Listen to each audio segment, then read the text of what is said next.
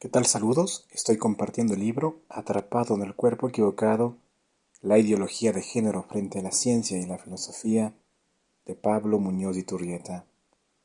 Estoy compartiendo el segundo capítulo titulado La orientación sexual.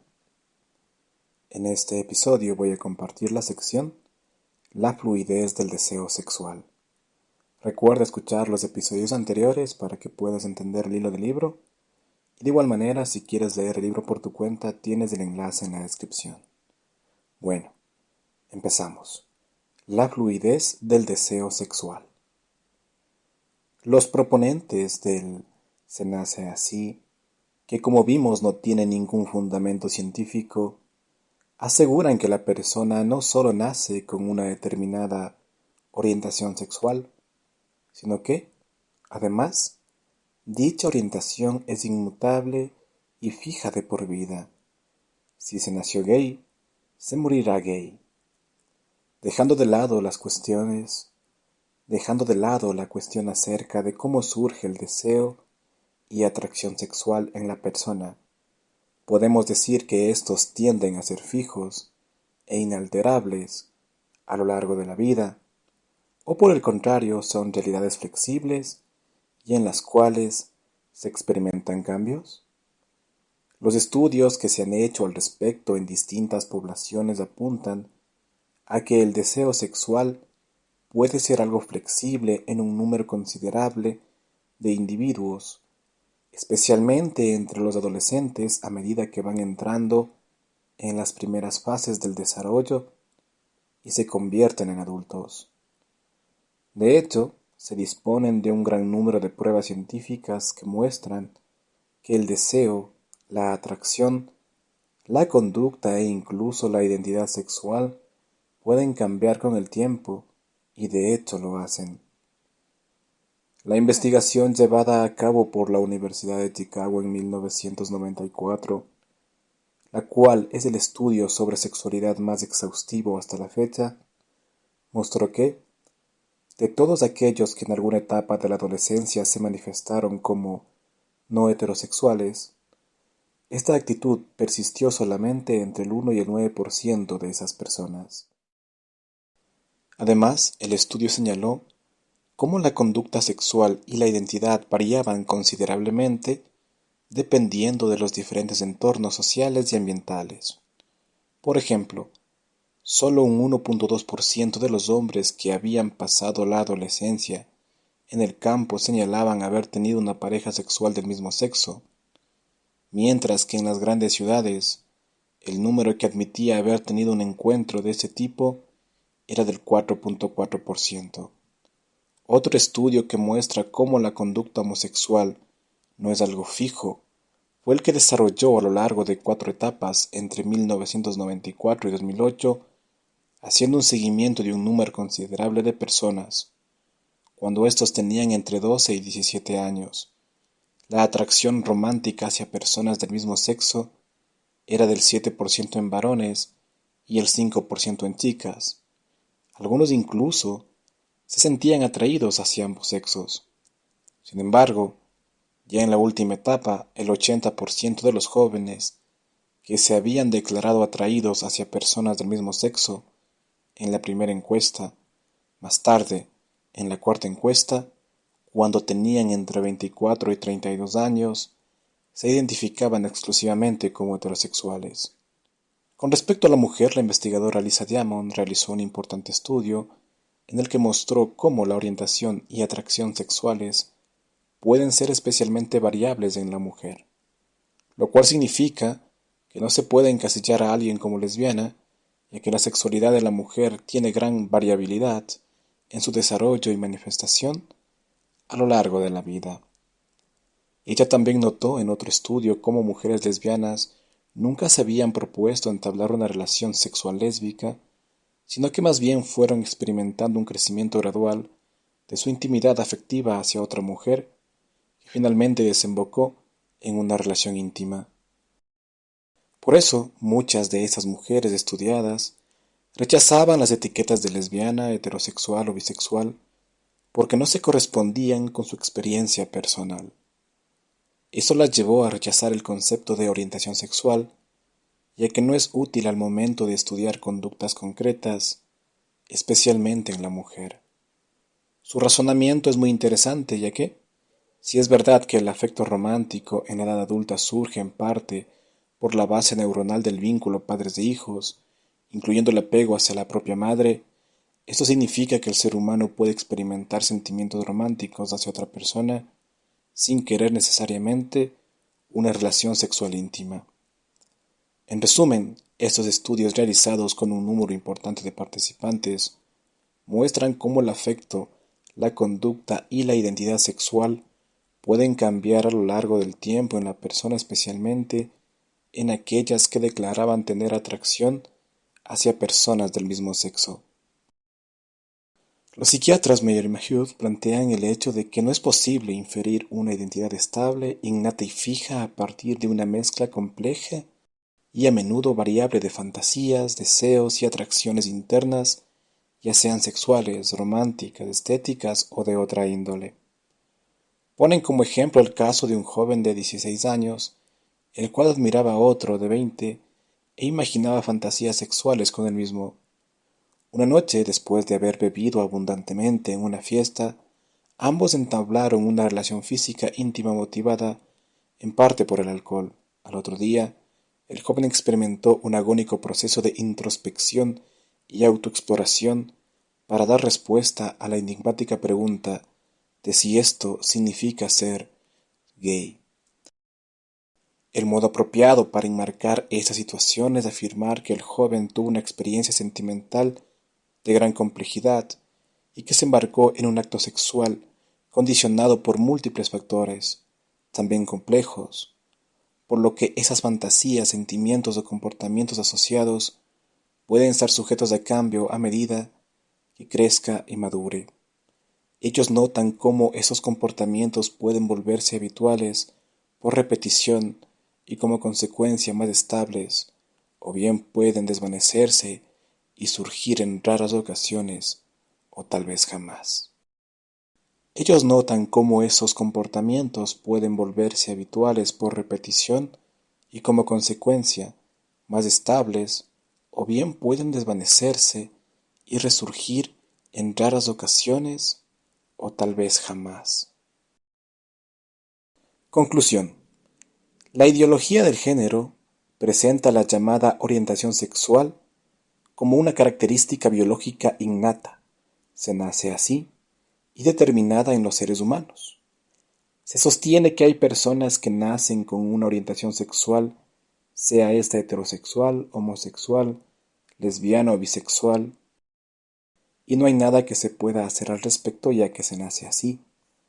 Sin embargo, como hemos visto a lo largo del libro, estas no son más que afirmaciones sin fundamento, fundadas en una agenda política e ideológica. Las pruebas científicas que se ofrecen como argumento son insuficientes. El concepto de orientación sexual es en sí mismo un concepto ambiguo y para nada claro, especialmente si se le compara con otros rasgos psicológicos determinados. Dicho concepto puede referirse ya sea a un conjunto de comportamientos sexuales o no sexuales, a sentimientos de atracción o bien para una idea sobre la propia identidad.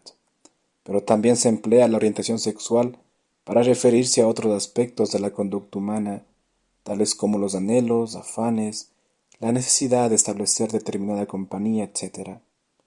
Es decir, los significados de dicho concepto son totalmente diferentes y variados y, por lo tanto, carecen de valor científico. La realidad es que el término orientación sexual se usa de acuerdo con intereses personales y políticos. Por eso es muy importante aclarar cuando se habla de orientación sexual a cuál de estos aspectos se refiere tanto el investigador como quien interpreta los estudios. Pero incluso si se especificase uno de los sentidos básicos de la orientación sexual, atracción, conducta o identidad, aún esto sería insuficiente para expresar un fenómeno tan diverso y amplio como la sexualidad humana. Por otra parte, los estudios epidemiológicos al respecto muestran una relación más bien modesta entre los factores genéticos y la atracción, o el comportamiento sexual. Sin embargo, ningún estudio genético ha logrado proporcionar pruebas significativas que relacionen a la orientación sexual con algún gen o genes en particular. Con respecto a otras causas biológicas que hipotéticamente pueden influir en el comportamiento o la identidad sexual, tales como la posibilidad de que ciertas hormonas influyan en el desarrollo del feto en el vientre de su madre, se deben decir que no hay prueba alguna que influencias hormonales tengan incidencia en esa conducta sexual. Además, los estudios que se han hecho son limitados. Con respecto a las diferencias en el cerebro entre personas homosexuales y heterosexuales, no se ha logrado detectar ninguna diferencia innata o que surja de factores ambientales que hayan ejercido una influencia en los rasgos psicológicos o neurobiológicos de la persona. Ahora bien, si se ha encontrado una correlación entre un factor ambiental y la no heterosexualidad del individuo, el factor ambiental se refiere a los abusos sexuales que el individuo haya padecido durante la infancia, el cual contribuye no solo a conducta no heterosexual, sino también al desarrollo de problemas de salud mental. Se escucha regularmente la afirmación de que ciertas personas que experimentan atracción hacia el mismo sexo nacieron así. Dicha afirmación no es más que un mito popular y martillado una y otra vez por los medios. Los estudios de la sexualidad humana, por el contrario, apuntan a un cierto grado de flexibilidad en los patrones de atracción y comportamiento sexual. Si la orientación sexual fuese una característica innata, no sería posible el que haya una fluctuación en lo que la persona experimenta.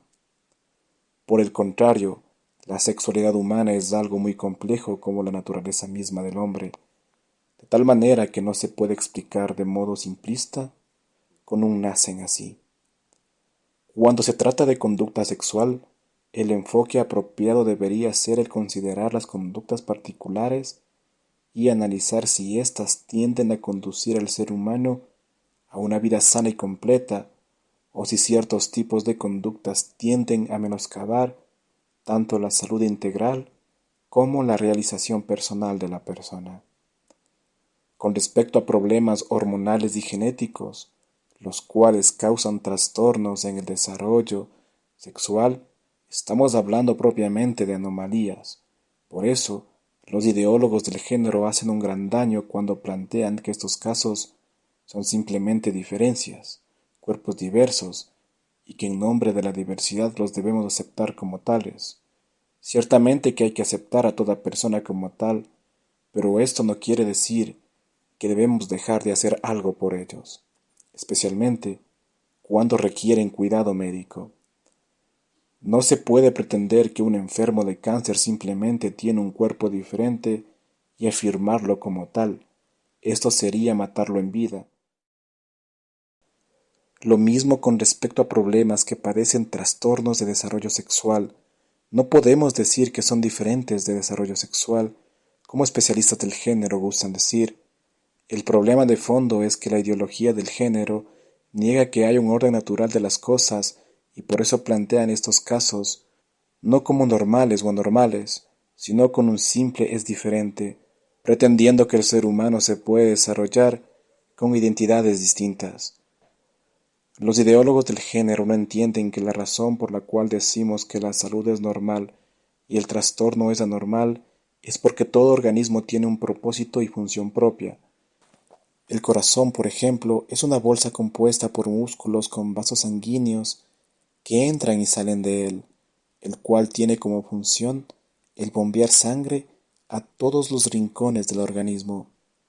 Si por problemas genéticos el corazón no desarrolla uno de sus músculos o vasos sanguíneos, estamos ante un serio trastorno que requiere atención médica inmediata una vez nacido el niño, ya que por este motivo el corazón no puede cumplir su función vital y el bebé moriría.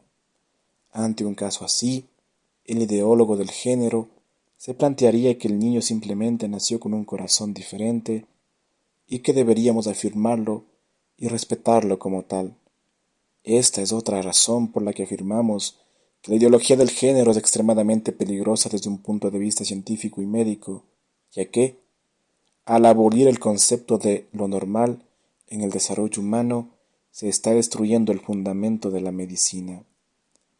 ¿Por qué mencionar los trastornos de desarrollo sexual si estas personas no se consideran diferentes ni son trans, en su mayoría? Porque los ideólogos del género los usan como caballito de batalla, como prueba de que no existe lo normal. De hecho, en sus marchas del orgullo LGBT es común que lleven carteles afirmando esto es el nuevo normal, es decir, afirmar que no existe lo normal. Esta es la razón por la que, en sus palabras, han desatado una guerra contra lo que ellos llaman la heteronormatividad, como afirma una asociación lésbica argentina. Ser feminista significa para nosotras reconocer la existencia de un sistema patriarcal heteronormativo, falso como el postulado feminista, ya que ni existe el patriarcado y lo normativo no hace referencia a ser heterosexual, sino al funcionamiento y propósito del cuerpo humano, el cual es un organismo extremadamente complejo y en el cual están integrados muchos sistemas, todos relacionados entre sí. Si los distintos sistemas biológicos del cuerpo humano funcionan apropiadamente, decimos que la persona está sana y su desarrollo es normal. Cuando un órgano o sistema se desarrolla de un modo que conlleva problemas en su propio funcionamiento, decimos que hay un problema, malestar, enfermedad o trastorno, dependiendo de la gravedad. Y ante estos casos hay que ayudar a la persona con los grandes avances que las ciencias nos han traído. Y bueno amigos, con esto termino ya el segundo capítulo. En el próximo compartiré ya el tercero, que se titula Salud mental y estrés social. Así que bueno, si te gustó el episodio, compártelo, suscríbete al canal, dale me gusta. De igual manera, si puedes apoyar al canal desde el enlace en la descripción, muchas gracias. Así que bueno, sin nada más que decir, me despido. Hasta el próximo episodio.